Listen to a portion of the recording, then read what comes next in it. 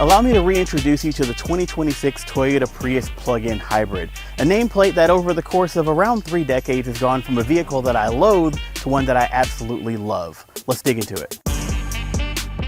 Not much is new for the Prius for the 2026 model year, save for this new Nightshade edition trim level that builds on the middle spec XSE model with unique 19-inch black alloy wheels and blackout trim for the door sills, door handles, bumper inserts, and badges.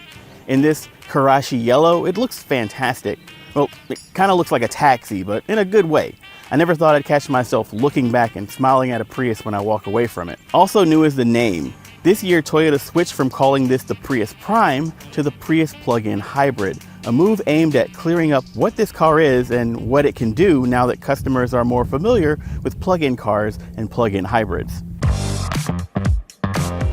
Under the hood, we've got a 2-liter 4-cylinder engine making 160 horsepower, and it's paired with 2 electric motor generators that together, they all make around 220 horsepower, which gets sent through the front wheels.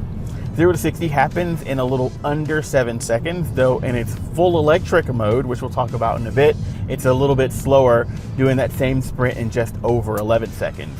Either way, I think that the get up and go that you get is pretty good for the sort of around town neighborhood stop and go driving that most vehicles in this class are going to spend most of their time experiencing.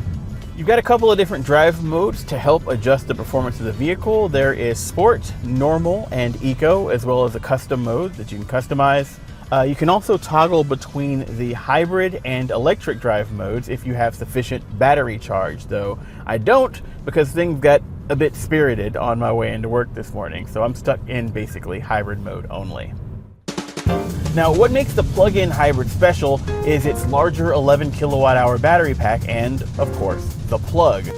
Plug in for 4 hours and it will return around 45 miles of full electric range before the gasoline engine has to wake up to help things out, after which it pretty much operates like a standard Prius, giving you around 550 to 600 miles from full battery to empty gas tank. Now, during that time, it'll be returning somewhere in the neighborhood of 48 to 52 miles per gallon, though if you plug in more frequently and do shorter trips, don't be surprised if you find yourself over 100 miles per gallon equivalent. Now, I recommend that you plug in every night, but the beauty of a plug-in hybrid is you don't have to. If you forget to plug in or it's inconvenient, or heck, if you don't have a level 2 home charger, you don't actually need one. You can actually just plug this thing into the wall like any other electronic and it'll recharge in around 8 to 12 hours. That's basically overnight.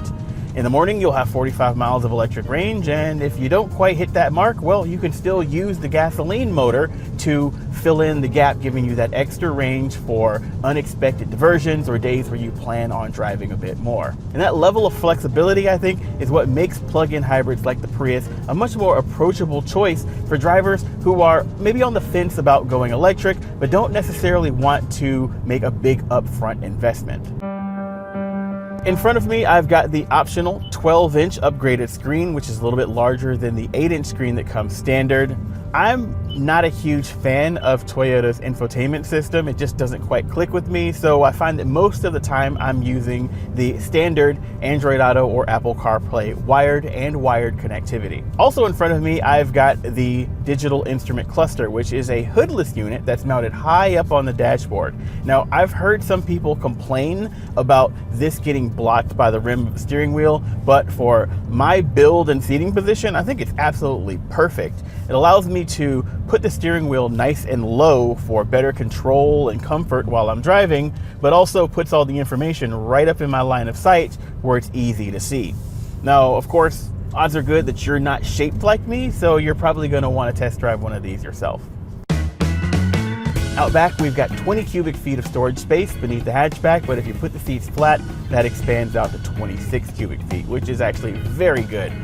Go hatchbacks. The rest of the ergonomics are pretty great. There's actually a pretty good amount of headroom for taller drivers despite the very steeply raked windshield. There's all sorts of little pockets and places to store your things. There's a wireless cell phone charger here and 6 USB charging ports.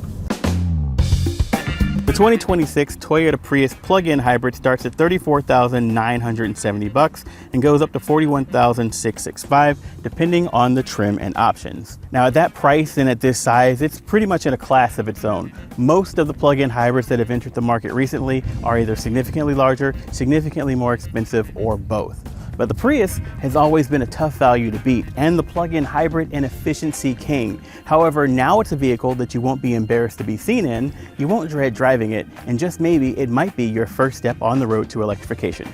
Be sure to head over to CNET.com where I've got a deeper look at the Toyota Prius plug-in hybrid, as well as how it stacks up against the competition. Drive safe, and I'll see you next time.